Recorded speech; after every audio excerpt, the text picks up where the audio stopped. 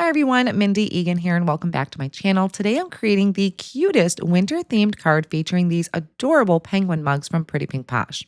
I'm also showing you how to add depth and dimension with simple ink blending to make these little guys really pop. This video is a part of a video hop with a giveaway, so be sure to leave a comment for your chance to win. You're also going to find a link down below to the next creator in the hop, so be sure to go check out their amazing inspiration as well. All of my supplies I'm using today are linked in the video description below, so let's get started.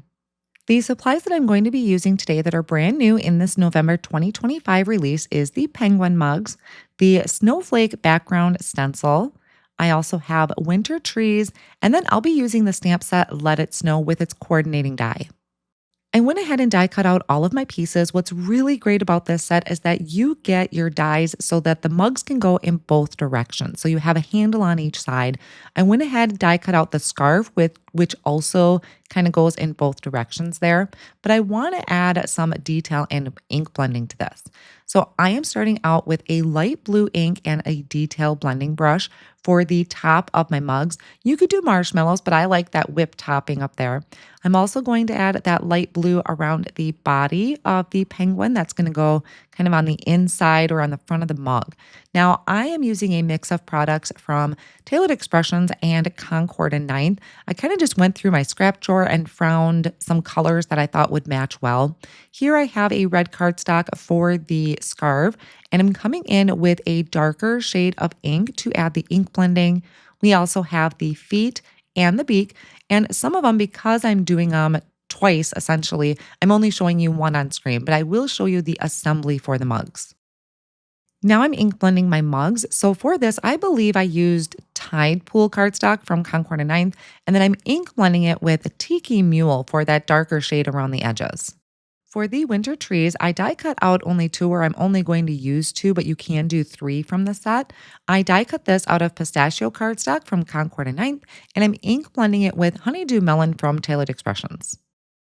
Now I can start on my assembly. So I started with just one mug because it's pretty much going to be assembled the same with the other one, just going in a different direction.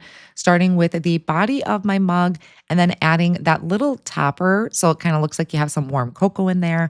And then adding my whipped topping to the top. I added a little bit too much glue because that overhangs. So I really didn't need glue at the top of that.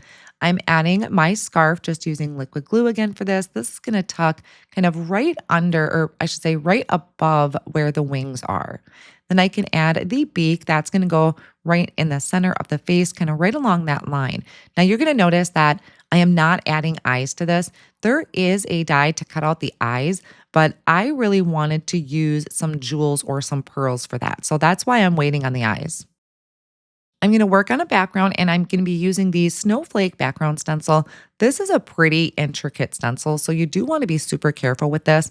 I dug out one of my sticky mats to hold my cardstock down, and then placing the stencil over the top and really pushing down on those edges so that the sticky mat can kind of grip that. You may also want to spray the back of that with some Pixie spray, which is kind of a low tack adhesive. And when you're ink blending, you do want to be very, very careful when you're doing that so you don't catch any of the edges of the snowflakes. I did kind of a tone on tone look here. So I believe this was Lakefront cardstock from Concord and Ninth, and then Tiki Mule ink from Tailored Expressions. I have a little bit of my bleed proof white ink that I mixed with a little bit of water, and I'm going to splatter on the background. I gave that a little bit of time to dry, and I'm going to start building my scene. I added some thin foam tape right down the center on the back of my trees just to kind of pop them up a little bit. And when I start bringing in my mugs, I'm going to need to position the foam tape on the side of the mug that is not going to be overlapping the tree. That way everything is flush and not really lopsided. So I started with the mug over there on the left-hand side. Then I'm going to overlap my other mug to the right-hand side. And I do have them tilted at kind of an angle. I thought that was a fun look. I'm stamping out a sentiment from the Let It Snow stamp set. You're going to see I have an oops here. So all I'm going to do is stamp it down. There's my oops. I dropped my cover or my top lid of my Misty. So I flipped the cardstock over and stamped it again using VersaFine ink. There is a coordinating die for the word snow, so I die cut that out. I also die cut it out multiple times so that I can stack it. And then I trimmed the other sentiment into a thin strip. I trimmed out another piece of cardstock to be about that same width, and then I stack those as well. By stacking my die cuts, I am adding some stability to each of those. And this kind of also helps me as sometimes I may need foam squares and sometimes I won't. With the word snow, I definitely want to stack it because it is pretty thin. So that would be pretty hard to get some foam squares behind.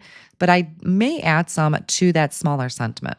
Now, the word snow is actually going to overlap quite a bit on my mugs. So I won't have to worry about any foam squares for that. On my thin strip one, I did add a couple small ones to be in between the feet because for the most part, it's going to overlap. I went digging through my stash and I couldn't find any black pearls, but I did find these espresso pearls, which I actually found kind of matched a little bit better, maybe not as harsh as black. And I'm adding those for my eyes. Thanks so much for joining me today, friends. I hope you enjoyed this adorable penguin mug card and picked up a few tips for adding depth and dimension with your ink blending.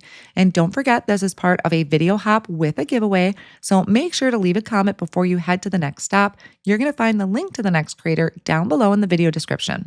If you loved today's project, be sure to give the video a thumbs up, subscribe, and hit that notification bell so you never miss a new inspiration. All of the supplies I used are linked in the video description. Thanks again for watching, and I'll see you back here soon.